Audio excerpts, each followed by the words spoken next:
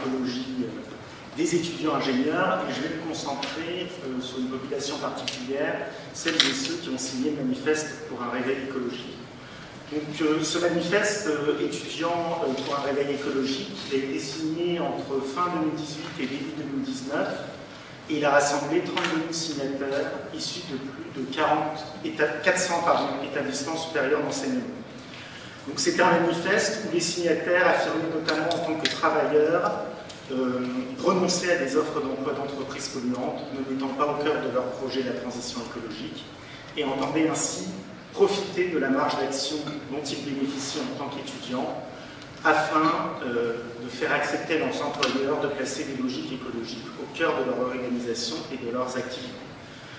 Donc c'est un texte hybride qui inclut à la fois une interpellation des pouvoirs publics et privés et un engagement à ne pas travailler dans une organisation polluante, avec une critique sociale, politique, économique assez englobante, où chaque signataire se retrouvera jusqu'à un certain point.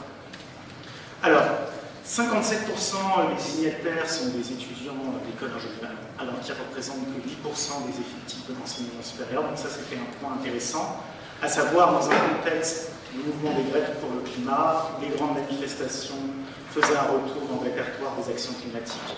Pourquoi c'est ce manifeste pour un réveil écologique qui a interpellé, qui a suscité un engouement assez fort chez les élèves ingénieurs. Environ 15% des élèves alors en formation ont signé ce manifeste. Alors, on a parlé justement un peu de l'éloignement du groupe ingénieur dans son ensemble des mobilisations politiques, du fait qu'il soit en moyenne moins sensible à la gravité des enjeux environnementaux, et du fait qu'historiquement, malgré un rôle politisant, il a fini par se rattacher à l'ordre dominant, et donc à en bénéficier. Une position socio-professionnelle élevée et stable, 96% ont un statut cadre, 93% disposent d'un emploi stable, avec des salaires largement au-dessus de la médiane. Donc ça a causé en quelque sorte une politisation sur le temps long, les politisants, le groupe plutôt au centre et à droite. Donc la question c'est, face à l'irruption un peu détonnante de cette matérialité écologique, le MRE, donc ce manifeste, qui tranche par sa critique globale des mouvements politiques et économiques, tout en proposant une démarche individuelle, s'intégrant au mécanisme de marché. Donc nous, ce qui va nous intéresser, c'est comment ces ingénieurs en formation ont socialisé, se sont appropriés les enjeux environnementaux. Donc on va un peu s'appuyer et voir que c'est sur des dispositions scientifiques et pragmatiques qui sont intégrées dans leur formation que cette appropriation des enjeux, elle va se faire. Alors, donc d'une part, je voudrais insister sur le contexte scolastique de l'école d'ingénieur qui va, en désajustant les dispositions scolaires des élèves dans un milieu plus autonomisant, favoriser cette appropriation.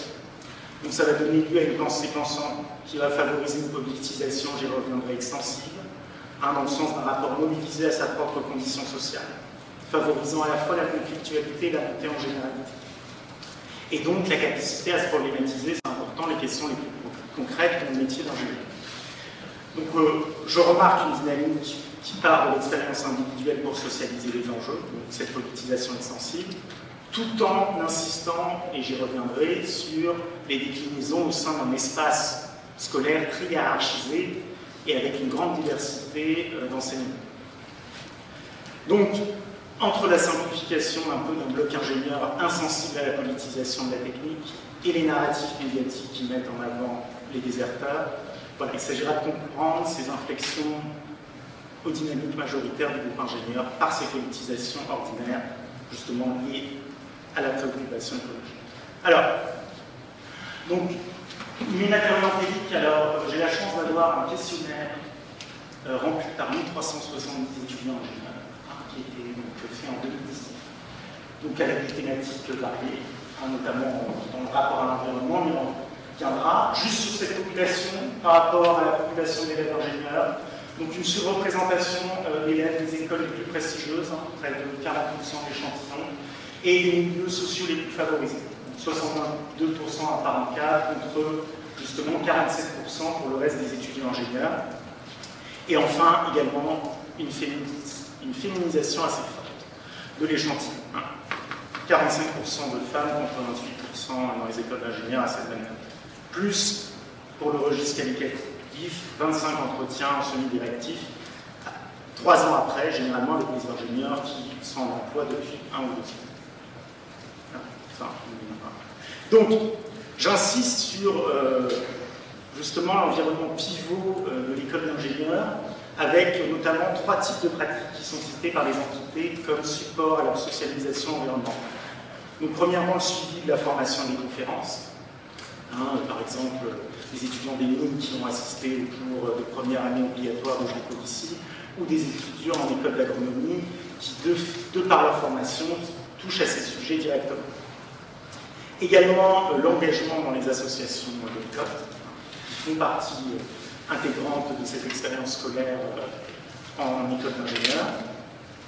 Et enfin, la discussion et l'émulation entre pairs, notamment dans les écoles d'agronomie. Alors, tout ça, c'est des pratiques qui sont relativement situées dans le champ de l'ingénierie. Moi, ce que je remarque surtout, c'est que c'est un environnement, un point commun, qui va en quelque sorte donner une origine, une cohérence à ces pratiques. Plus qu'un processus de socialisation fabriquant des dispositions, l'école d'ingénieur, elle va favoriser des expériences socialisatrices diverses, voilà, qui renforcent ou qui infléchissent les dispositions déjà fortes. Comme l'indique Constance, depuis tout a bien changé, c'est plus depuis que je suis en école d'ingénieur, c'est plus depuis que je suis en école d'ingénieur que vraiment je me suis pas mal engagé, je me suis renseigné pour me comprendre, avec d'autres personnes à m'y engager. Je pense qu'on s'auto-alimentait les uns les autres avec nos connaissances sur le sujet. Donc là, c'est un peu une transition de la classe préparatoire, qui est une institution de contrôle maximal des performances au travail, à un univers offrant aux élèves à la fois une autonomie et un temps libre, qui va favoriser un peu un déplacement des dispositions scolaires sur d'autres choses que des exercices justement purement scolaires. Donc là, les élèves vont majoritairement incorporer cette réalité écologique en autonomie, avec des recherches personnelles. Par exemple, Henrik, c'est arrivé en informant dans un bain d'école d'ingé, c'est assez fertile pour ça, plutôt en informant tout seul sur YouTube, sur Internet. Donc c'est plus un environnement qui va favoriser une incorporation de manière indirecte par les dispositions qu'ils activent. Donc là, j'insiste encore une fois sur le temps libre qui permet justement, qui est la condition nécessaire à cette expression la plus aboutie des dispositions scolastiques. On remarque aussi, petite parenthèse, que la prise d'information sur ces sujets environnementaux ne se résume pas à des sources scientifiques, elle prend des formes omnivores typiques des jeunes, des usagers d'Internet, donc youtubeurs, vulgarisateurs, presse généraliste, suivi d'entrepreneurs moraux sur les réseaux sociaux comme Jancovici. Et donc, cette appropriation, il faut nuancer l'expertise et insister sur cet ordinaire, un des supports à la fois de préoccupation et de politisation. Alors, dans cet espace scolaire, on va avoir des différences. C'est-à-dire que plus on descend dans la hiérarchie scolaire, et en particulier dans les écoles d'agronomie, plus les dimensions collectives du processus d'appropriation vont être mises en œuvre. À l'inverse, dans les écoles d'élite, on va avoir plus la montée en compétences, donc une dimension plus solitaire qui va être présente. Donc de chaque côté, on va avoir, d'un côté, on va plus mettre en avant la compétence institutionnalisée par le diplôme, le prestige. Et de l'autre côté, notamment dans les écoles d'agronomie, on va mettre en avant ce qu'on va appeler la compétence intériorisée, donc la formation et la compétence technique. Enfin, donc, pour donner un petit exemple, cette appropriation des enjeux écologiques, elle ne se forme pas sans influence de rapports de genre, du positionnement politique et du prestige de l'école d'ingénieur. Alors, ce tableau est peut-être un peu long sur là, mais tout ça pour dire que finalement, être une femme, élève d'une école d'agronomie ou très à gauche, ça favorise une opinion favorable à la sortie du nucléaire. Alors c'est l'inverse pour un élève d'école d'élite parisienne ou régionale, et plutôt politisé à droite et au centre. Tout ça pour dire par ailleurs que les enquêtés, même s'ils s'approprient ces enjeux écologiques dans un contexte scolastique, ils ne vont pas rester dans un rapport, dans une logique scolaire. On va voir qu'il va y avoir des pratiques de distanciation, justement, qui font passer des logiques de scolastiques à des logiques plus critiques, où la question écologique ne peut plus se résumer à un problème, justement, technique. Donc là, ce que je remarque, c'est, en reprenant Daniel Yaxi sur l'auto-habilitation et la déshabilitation des individus à se prononcer sur un sujet politique, c'est que les ingénieurs ils vont avoir tendance à se déshabiliter, c'est-à-dire à ne pas se prononcer sur les sujets politiques et sociaux du fait justement de leur incompétence qu'ils ressentent, et donc à rester sur ces problèmes techniques. Mais ce que je vois, c'est que à la fois l'appropriation des enjeux de plus en plus forte et aussi leur confiance statutaire va les pousser à s'intéresser à ces enjeux socio-économiques et donc à faire en quelque sorte un décentrement de la question écologique qui ne se résume plus à une question technique. Et donc ce qu'on va remarquer, c'est une conflictualisation très forte, notamment dans les modes d'expression et dans la prise en charge des conflits. Donc, alors que leur appropriation des enjeux écologiques devrait les attacher à une doxa sensibilisatrice, leur politisation les amène à la relativiser, sans pour autant l'abandonner pour des postures plus conflictuelles. Donc là, je vais passer, parce que peut-être qu'on y reviendra, mais il y a vraiment, dans les discours de la plupart des enquêtés, une hiérarchisation entre les solutions techniques, justement, comme on l'a vu sur le panel précédent, des solutions techniques, mais qui intègrent aussi les considérations sociales et politiques, plutôt qu'un technosolutionnisme. On n'est pas dans un discours critique, mais la sobriété est plébiscitée et l'approche technique est nuancée, justement, par les prises en compte sociales et politiques. Donc on ne retrouve pas d'usage des politisants, à part chez 2 enquêtés sur 25, de la compétence technique pour délégitimer des perspectives plus politiques et sociales. Alors, qu'est-ce que ça donne, justement, sur les trajectoires politiques des enquêtés? Alors, ce tableau est un peu fouillis, mais je vais vous demander de vous concentrer sur les 3 dernières colonnes. Donc là, vous avez l'orientation des parents. Donc là, on trouve une orientation, comme on l'a vu précédemment, voilà, autour du centre, de la droite, centre-gauche, assez équilibré. Et on a un premier vote avant leur signature, donc au manifeste pour un réveil écologique, qui se divise en 3 groupes. 7 pour le centre et la droite avec Macron et Fillon, 7 pour l'option gauche, on va dire la plus proche du centre, et 10 pour l'option gauche la plus radicale entre nous. Et ce qui est intéressant de voir, c'est la bifurcation entre la scolarité, qui est généralement la scolarité en école d'ingénieur, et entre ces 2 présidentielles, et de voir un déplacement politisant à gauche assez fort et toujours justifié par des raisons d'investissement sur les questions écologiques. Alors, donc là, ici, on voit qu'il y a une rupture de l'héritage politique familial. En 2017, on est dans une suite logique.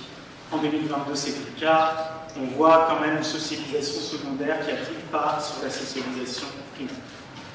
Alors, très vite maintenant sur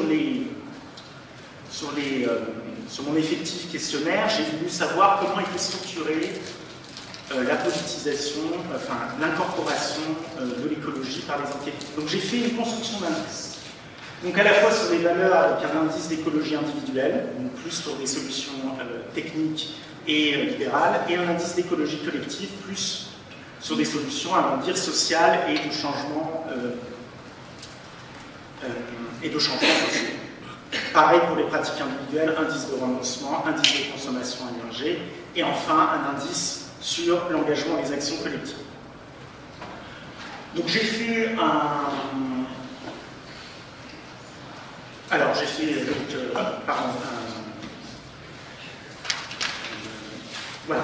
une analyse en correspondance principale, et justement pour vous montrer un peu comment justement le groupe Donc là, on voit déjà pratique de consommation, action radicale et action collective et l'indice d'écologie collective vraiment projettent sur la même dimension, et donc un peu cette dimension bleue, elle est ici très importante et politique. Alors, ici on voit que selon l'école dans laquelle on est, on ne va pas se projeter de la même manière. On voit d'ailleurs une opposition nette, par exemple, entre les écoles d'élite parisiennes et les écoles d'économie, également sur le fait que plus on va avoir une politisation, à dire collective, de sa préoccupation environnementale, moins on va être satisfait de ses études, moins on va se sentir préparé face aux enjeux sociaux. Et enfin, par rapport au positionnement politique, donc on voit ici une répartition de différents votes aux européennes en 2019 et des positionnements politiques. Et on voit que seulement en construisant des variables liées à l'écologie, on a un cadran politique voilà, de droite à gauche, à l'heure inversée, mais donc avec une union des droites dans l'espace gauche et des partis de gauche écologie plutôt en bas à droite. Voilà. Et donc, tout ça pour dire, et pour conclure, que justement, même si la majorité, enfin même s'il y a cette politisation différenciée, je reviendrai sur ce tableau, mais on a une politisation, une préoccupation écologique qui est beaucoup plus de l'ordre collectif que de l'ordre de l'individuel, même chez les enquêtés à droite. On voit centre droit 4-5 sur l'écologie individuelle, et même s'ils sont plus bas, ils font quand même 7-8 sur l'écologie collective. Et donc enfin, tout ça pour conclure que ça reste quand même une politisation, enfin une préoccupation environnementale qui amène à une politisation à gauche de l'espace politique. Reste à savoir si ces effets s'actualiseront sur les trajectoires et carrières professionnelles futures. Merci.